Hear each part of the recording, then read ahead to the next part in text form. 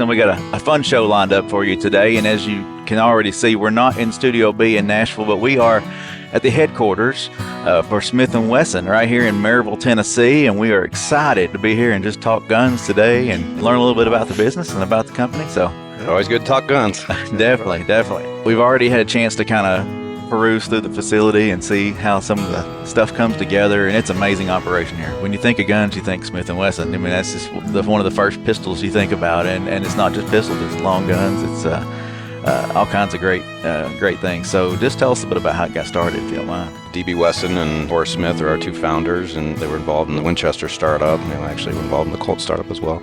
Decided to make a go of it on their own. They were geniuses, and it's just an amazing piece of workmanship and quality, and that gun looks like you could still shoot it today. I think, that reputation and that attention to detail and that quality, that's what the company was founded on. It is still known for today. Is the best quality revolvers you can buy in the marketplace are still Smith & Wessons. We still own the vast majority of the lion's share of that market.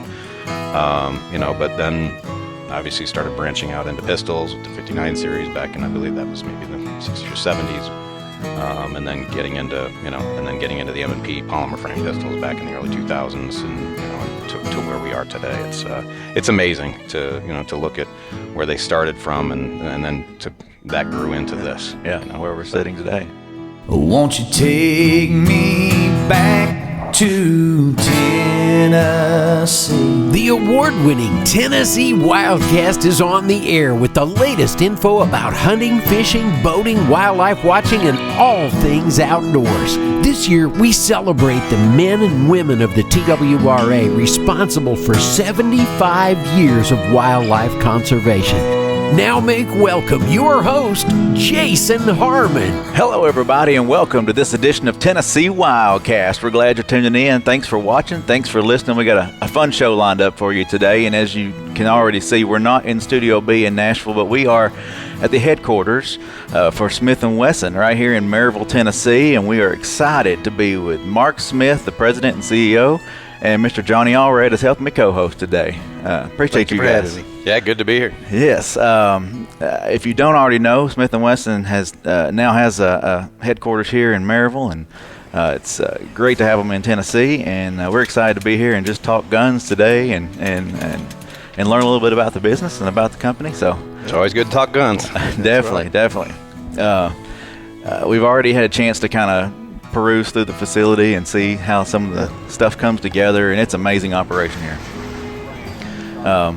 Johnny, appreciate you lining this up. Well, I mean, this happened a year or so ago. We had a mutual friend called me and said, "Hey, I've got a friend of mine. I need you to take him turkey hunting. He's just coming into Tennessee, and we want you to take him turkey hunting." And I said, "Who is it?" "It's Mark Smith, Smith Wesson." "Yeah, I know who that is." I know who that is. And so he come down to Middle Tennessee, and we turkey hunted, killed some turkeys, had a great time. Well, he didn't remember this, but we at SHOT Show, he came up to talk about the governor's hunt. The governor's banquet, and he said, "Would you be willing to sponsor that this year?" I said, "Absolutely, we'd be willing to sponsor it." He said, "Well, if you do that, I'll take you turkey hunting." And I said, "Well, don't offer me turkey hunting, because I'm going to take you up on that." So the next thing is he gets the call, "Hey, remember when you?" Yeah, well, you're going to have to take him. He could say take him turkey hunting, but I actually learned stuff from him that day. He's no novice at this. There you go. Yeah. So it's a great move for you guys. There's plenty of wildlife for you. So I hope you've enjoyed it. I've noticed that. Yeah. Well, let's dive into that while we're at it. While we're here on the hunting side of things, you guys have hunted together, and what's one of your favorite experiences so far here in Tennessee? Hunting and fishing in Tennessee. Well, I'm a big turkey hunter. Okay. I got into a couple years ago with a friend of mine. He's the biggest turkey hunter I've ever met. But so anyway, he got me into it, and I had always thought how exciting could it possibly be? They're walking down the side of the road, man. When you get one hammering and he's coming, and I mean, there's nothing like it, and your heart gets going. And so, yeah, I love turkey hunting. I came out here and met Johnny out at there's a diner out there, the little stop there. Yep, and, little Culleoka diner. Yeah, and we get in there, and I hadn't even moved yet. It was back in April, so I moved here in July.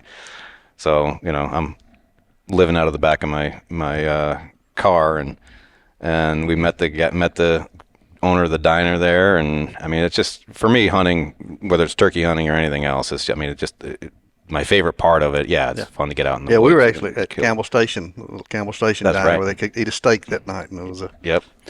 And it's the people, right? I mean, it's getting to spend time out in the field with, getting to know people like Johnny and Bill Sumner, one of our customers, was there. A friend, but also a customer, was there with us, and just getting to spend time out in the woods, and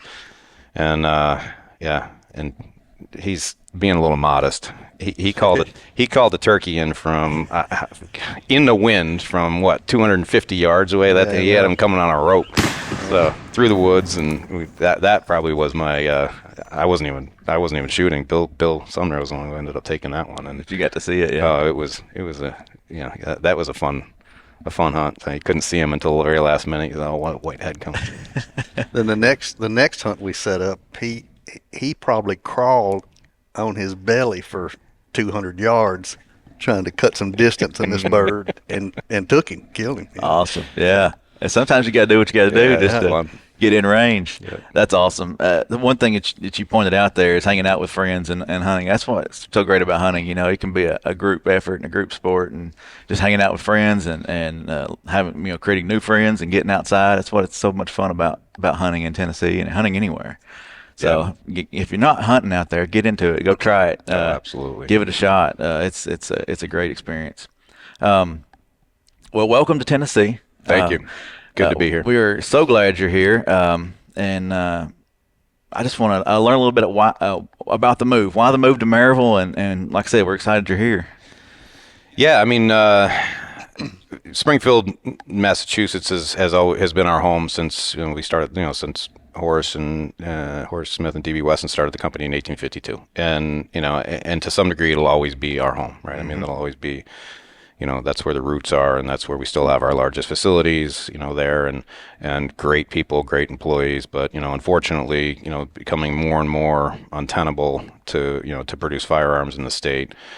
And there was some legislation proposed a couple years ago where they said that if a firearm wasn't legal for sale in the state of Massachusetts, you couldn't make it in the state of Massachusetts. Well, Massachusetts has got some of the most restrictive gun laws in the nation, and that would have impacted about 60% of our production. Yeah. And obviously that was not going to be a very healthy environment for us to continue operating in. And obviously, I mean, I think we knew that it probably wasn't going to get passed in that current legislature, but it kind of makes you stand back and say, well, I mean, what about the next one or the next one? And in 10 years, you look at where we were 10 years ago and where we are today. And I mean, we're unfortunately, and I hope, we can come back together as a country. But, the reality is where we stand today, we're pretty divided. And if that continues, I mean, we have a responsibility to Smith & Wesson and to the legacy of the company and to the shareholders to, make sure that we're putting the company in a position where where we can continue to be successful.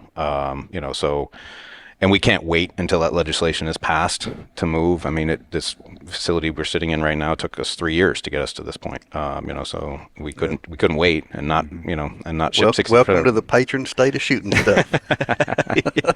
We couldn't sit and wait, and then for 3 years while we're building a new facility, lose 60% of our revenue. So we said, okay, it's time. And so we started a search. We looked at a bunch of different states, a bunch of different areas and communities, and at the end of the day, the team said, all right, I think we've landed on Knoxville, Tennessee, and I'm going to be honest. I said, so we're not Nashville, not or not Atlanta, or not Charlotte, or so they said, Mark, just come. Just come out to Knoxville, and you land here and you look at the the Smoky Mountains and the community here, and I could not have been more wrong. This is the most welcoming, the most business friendly, the most gun friendly. They respect the Constitution, they respect the Second Amendment, the entire, and not just the leaders and the government officials, just the entire community. I mean, so we have never felt more welcome than we do here in Tennessee. When you walk in this facility, you have the Second Amendment across the whole wall. Yeah. So, yeah, it is. We're like I said, Springfield will always have a special place in our hearts and will always be home. But Sure. I think now we definitely feel home here too. So I mean, it's I think it's very it's been a great move for us. Well, especially in East Tennessee, I don't think you'll find a more friendly gun community here, and they love to hunt, love to shoot. Shooting is just outside of hunting. Shooting is very important to our agency. getting out there and enjoying those freedoms. And so, yeah, you're going to have some great employees coming from this side of the state. So, We already do. Yeah, definitely. Well, let's share a little bit about how the company got started. When you think of guns, you think Smith & Wesson. I mean, that's one of the first pistols you think about, and it's not just pistols; it's long guns. It's all kinds of great things. So, just tell us a bit about how it got started, if you don't mind. Yeah. Well, I mean, like I said, DB Wesson and Horace Smith are our two founders, and they kind of bounced around a little bit in New England, Connecticut. They were involved in the Winchester startup. Actually were involved in the Colt startup as well. And then finally got together, and decided to make a go of it on their own, and really kind of got into repeating firearms and revolvers, and they were geniuses, and probably smarter than I'll ever be, and just. We were just talking earlier yesterday, sitting right here on this table. We had serial number 5, which our historian owns. So and obviously that was a serial number handmade by by Smith and Wesson, and to just touch that and know that firearm, that screw was put on by the founders of the company, and the workmanship and quality was amazing. And I mean, I think that's just in my mind, I think that's really where to take the company and make it what it is today, and start it from I was talking to a group the other day about how Smith & Wesson is so cool because it started from really that serial number 5. I'm sure they were doing. And that was about 1852. Is that what you said? It was when that was manufactured in about 1852. That one, I got to check myself, but it was definitely manufactured within the first 18-24 months of when they got together. So. Yeah. So it's amazing. That was probably made, the stamp on it says Norwich, Connecticut, which is not Springfield, Massachusetts. It was obviously before they started, so it's, it's just a piece of history. So they're probably making it in their basement and in their workshop. And it's just an amazing piece of workmanship and quality and the ability to know how to do that back in those days. They didn't have CNC machines. They didn't have and the gun looks like you could still shoot it today. I think, that reputation and that attention to detail and that quality, and obviously there are obviously people who they were obviously to be able to do that, but people who were dedicated to the craft, and they really got into revolvers really heavily, outside of the little foray into 1854 into lever actions. We'll talk about that in a minute. But and really that's what the company was founded on. It is still known for today. Is the best quality revolvers you can buy in the marketplace are still Smith and Wessons. We still own the vast majority of the lion's share of that market. But then obviously started branching out into pistols with the 59 series back in, I believe that was maybe the 60s or 70s. And then getting into the M&P polymer frame pistols back in the early 2000s, and to where we are today. It's amazing to look at where they started from, and then that grew into this. Where we're sitting today. That's awesome. And your name just happens to be Smith. How many generations? But you're not one of the generations of the Smith family. No, but that's pretty cool that you now the CEO and. It is a coincidence. One of the questions I get the most is worked out. One of the questions I get the most is, I said, well, I don't know if I was a descendant if I'd actually be working, but no, I think the Smith family, I think, got out. I mean, and there's some folks who might be listening who know the history better than I do, but they got out first. Okay. And then the Wesson family carried it on for a little while, and then they sold the company, and there's very philanthropic family. The Wesson family is still around. I've met a couple of them. They're still around Springfield, Massachusetts. So awesome. But they've been publicly traded now for probably going on 25 years. So we're traded on the NASDAQ under SWBI. So Smith & Wesson's a public company. Yeah. Well, thanks for keeping the traditions alive. Keeping it moving forward. Well, and one thing I want to make sure that we touch on today is the excise tax that manufacturers pay on firearms and ammunition sold in Tennessee and in any other state plays a huge part in wildlife conservation. Those funds go to wildlife habitat management, purchasing lands, improving lands. Also helps biologists and the management of the wildlife that they do. But another key thing is hunter ed. It helps with hunter ed. Those federal dollars go back to help funding education. and building shooting ranges, which is very important. This isn't a tax that the customer pays. This Right. is the tax that they pay. Yeah, for manufacturing. those manufactured those items, and it's all conservation dollars. Yeah. I mean, there's not a lot of tax you like paying. Yeah. This is a tax we like paying. Yeah. Well, and what we were talking about earlier, this is if we're able to raise money for conservation, if the agency or the foundation's able to raise money for conservation, we're able to multiply that with these funds through federal dollars. No, I mean, I think for me, it's extremely important to continue funding. You know, like I said, I mean, you don't like paying taxes, but this is a tax that is not really a tax. It's an investment back into the future of our cherished traditions. Of, you know, we need to get more youth out shooting. We need to get more first-time hunters out there. We are losing that battle.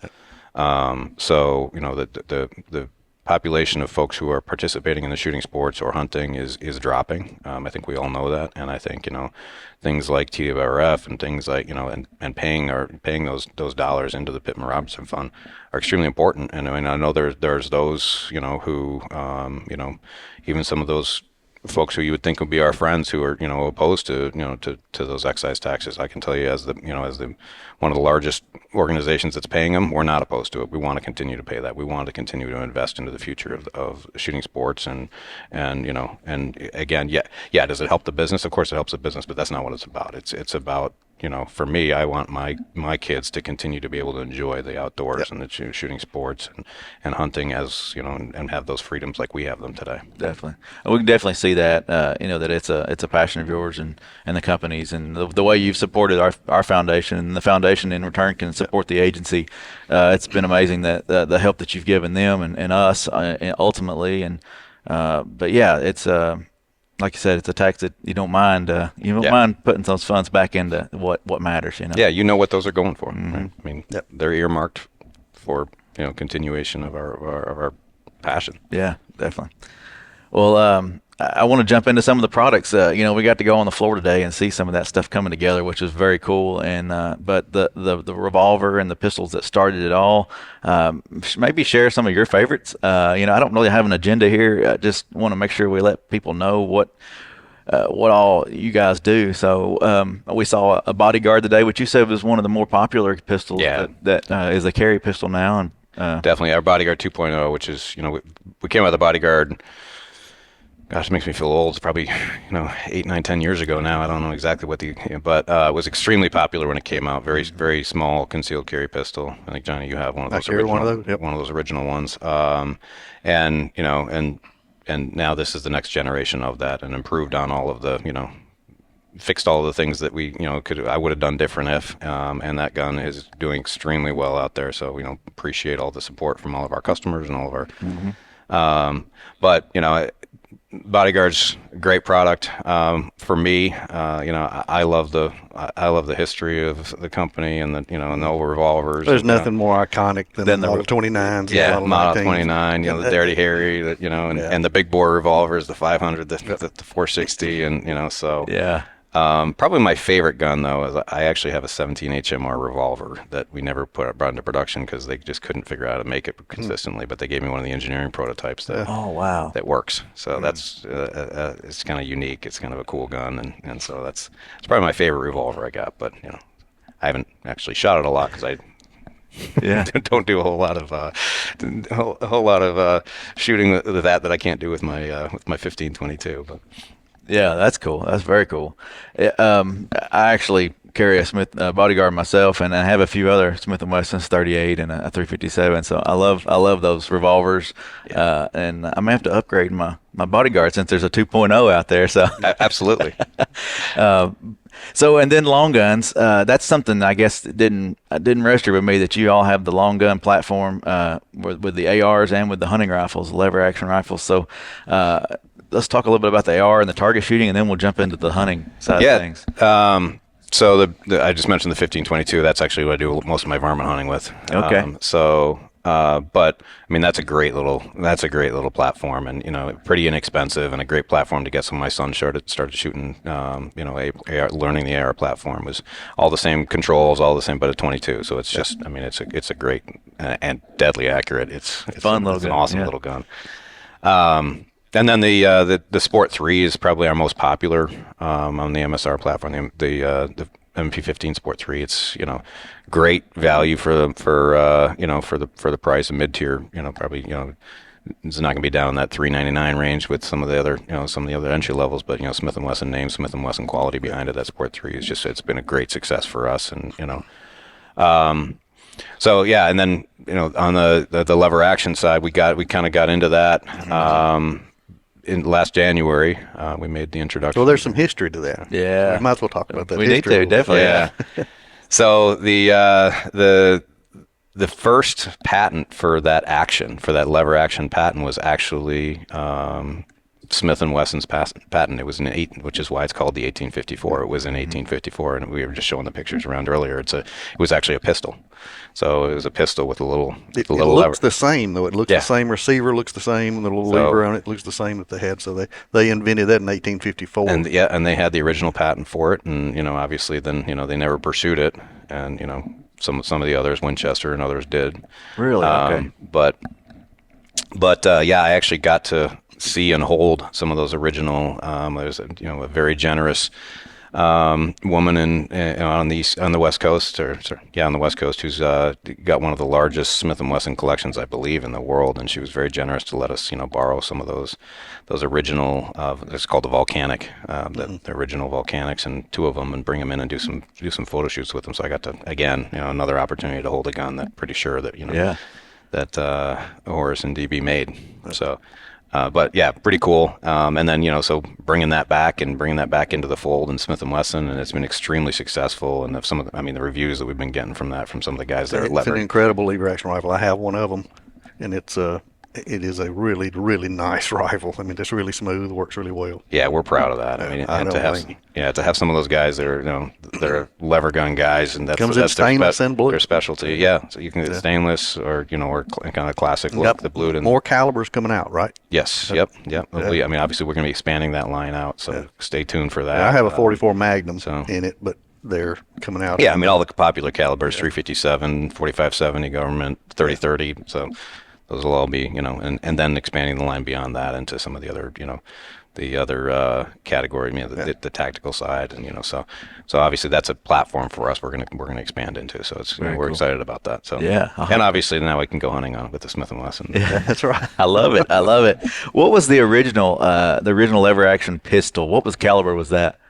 I don't remember? Even know. No, because the gun, the picture you had, it looked fairly large, like a large bore. Larger caliber, it looked like maybe. Yeah, I'm guessing that was ball ammo. I mean, I'm not exactly sure what the. Yeah, it'd be that might be fun to hunt with. Yeah, I'm not sure. She was very generous to let us borrow it. I don't think she's gonna let you shoot it.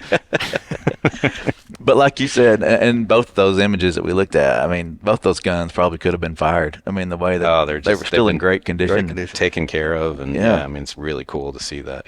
Yeah, that's very awesome. Well, then. One thing I want to touch on that you all still the lever actions are forged in Springfield, right? Well, we do our forgings in Springfield. Oh, okay, gotcha. A lot of our revolver frames and so 1911s, and so those frames are done in Springfield, Massachusetts. So yeah, that forge is a pretty impressive site. So still. What you would imagine, red hot metal and hammering away with big, drop hammers and forge presses. And so it's it was a funny story. When I first started with the company, 15 years ago, my office was across the breezeway from the forge. I was out in the factory. I ran operations for the first 10 years of my career, and I came in, and it's got to be like living next to a train track. People after a while they just tune it out. Mm-hmm. My first day there, I mean, your coffee is. It rings in your coffee every time that forge hammer comes down, and I go outside and I go, "What? How can you guys work in here?" And the guy next to me in the cube outside my house goes, "What are you talking about? Like that pounding? That's the pounding of your Second Amendment rights." There you go. All right. Yeah. So anyway, I got used to it after a while, but yeah, Springfield is, still, as I mentioned earlier, still one of our largest locations. All of our metal cutting, all the CNC operations, actually all our revolver assembly still happens there in Springfield, just because that's so intertwined with there's a lot of back and forth there with the with the machining processes as they're assembling the revolvers. So that's all still there. So, metalworking, metal finishing, very, very skilled, dedicated workforce there. Walking through us, we noticed, and you actually talked about those engraved guns. Yeah. Those are actually hand engraved by a Smith & Wesson engraver. Yeah, we have an engraver. He's unbelievable.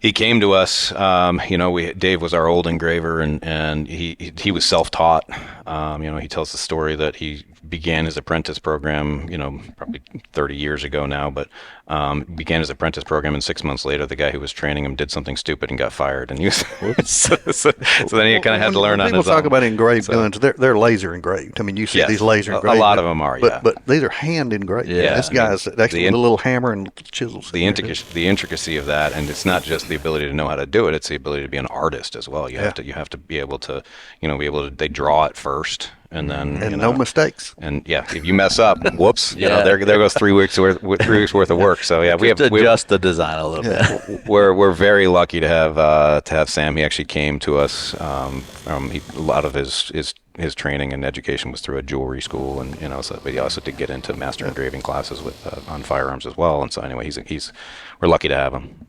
Yeah, that's very cool. And a couple of things that I want to talk about before we run out of time is the efficiency that I just saw in the assembly lines, and how these robots are bringing the parts to the workers out there, and just maybe touch on that a little bit, how you stay so efficient out there on the floor.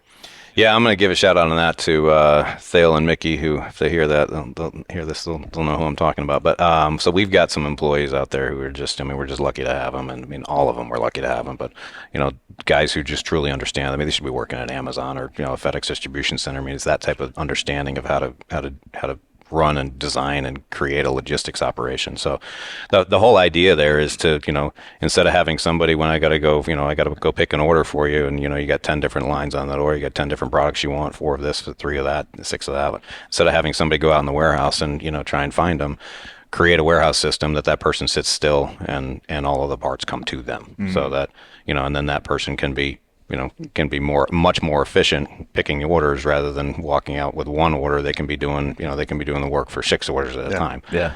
And the same concept applies to bringing parts to our production lines. It's the same concept in reverse. I've got to now bring parts to the line because the line's out of parts. Well, don't have somebody going out there, trying to find the part out in a warehouse. Have the warehouse set up so that a robot will go get that part and bring it to somebody who's just delivering it to another robot that takes it to the line. Yeah. So I've never seen a more clean, efficient place than what's here. It's amazing. Yeah, it was amazing. I almost got run over by a robot. I had to jump on there one time. So one last thing, everything that y'all make here runs through a firing range, and you test it to the nth degree, and it's going to work when it leaves the building. So it's going to. I always say, look, Smith & Wesson's. We've got that reputation for a reason. We test fire every firearm. We got reputation for best quality, and in the off chance you're going to have an issue with it, talk to anybody who's ever had an issue with the Smith & Wesson. We're going to take care of it. So whatever it takes, we're going to make sure you're taken care of. So 100% backed by them, and a huge supporter of the agency, a huge supporter of the foundation, and we're just excited that you're here in Tennessee. We're excited to be here. Thanks for having us. Yeah. Johnny, thank you for helping. Oh yeah, glad to co-host and line this up for us today. Glad to. We're just looking forward to him come down deer hunting here in a few weeks. Yeah, whenever he's ready, come on. Sounds great. Mark, thanks again. We'll have to maybe do this again sometime. Have you back on. Maybe we'll do it in the woods, or hang out at a hunting blind or something. I'm not going to say no to that. I can tell Johnny, don't offer. Johnny, you line that up for us. He's always welcome. Well, this is Tennessee WildCast. I appreciate you tuning in. Thanks for watching. Thanks for listening. Always remember to subscribe, like, share, click the bell on YouTube so you'll keep getting the notifications when this stuff comes out, and just keep coming back and then get outside and enjoy Tennessee. We'll see you next time. Stay connected with TWRA by visiting our website at tnwildlife.org and follow us on Facebook, X, and Instagram. Join us as we celebrate 75 years of conservation in our great state. You can invest in Tennessee's wildlife future by purchasing a license at GoOutdoorsTennessee.com. That's GoOutdoorsTennessee.com.